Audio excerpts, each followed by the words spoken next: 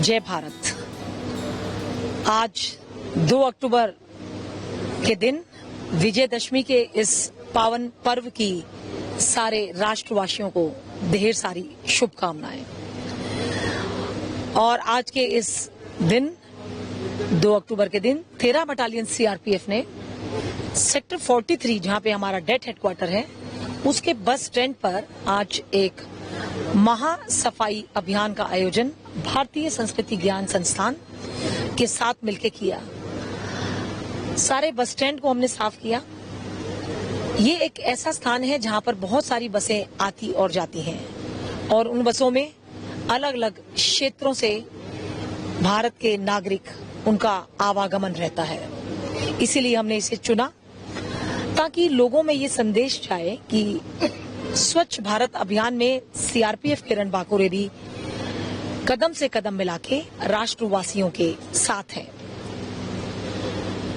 मैं आपको बताना चाहूंगी कि जिस प्रकार से सीआरपीएफ दुश्मनों का सफाया करती है उसी प्रकार से हमारे ये स्वच्छता कर्मी भारत से गंदगी का सफाया कर रहे हैं। इसीलिए इनके साथ कदम से कदम मिलाकर हम एक ऐसे राष्ट्र का निर्माण कर रहे हैं जो बहुत ही सुंदर हो, बहुत ही स्वच्छ हो, जहां पे गंदगी बीमारी का नामो निशान ना हो और हर भारतीय को ये गर्व हो, फक्र हो कि अगर पूरे विश्व में इस समूचे ग्लोब पे सबसे सुंदर, सबसे स्वच्छ कोई राष्ट्र है तो वो है भारतवर्ष।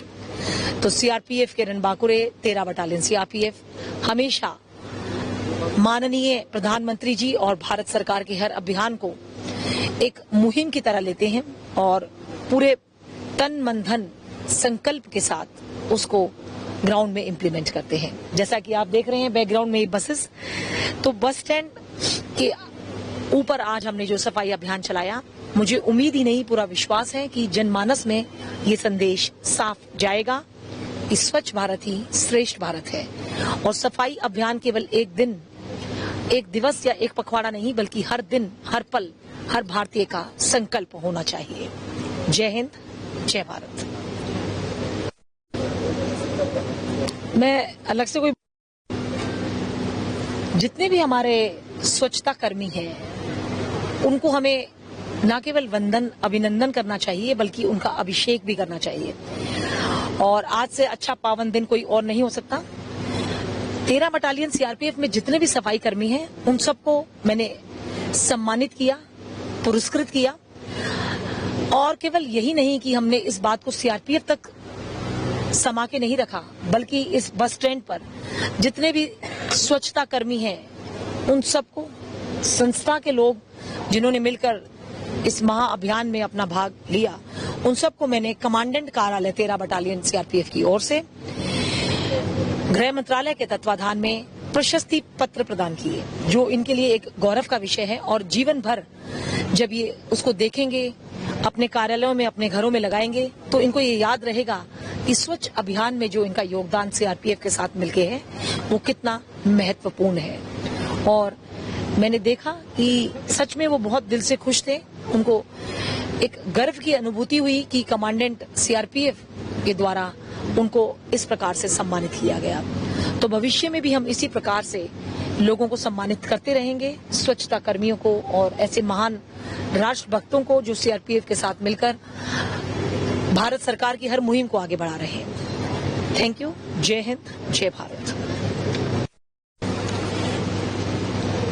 मैं अनूप सरीन, समाज सेवी व संस्थापक भारतीय संस्कृति ज्ञान चंडीगढ़, आज 13 बटालियन सीआरपीएफ कमांडेंट श्रीमती कमल सिसोदिया जी का बहुत हृदय से आभार प्रकट करता हूं, जिन्होंने आज हमें एक अवसर दिया कि स्वच्छ भारत अभियान में 13 बटालियन के साथ बस स्टैंड को साफ करने का।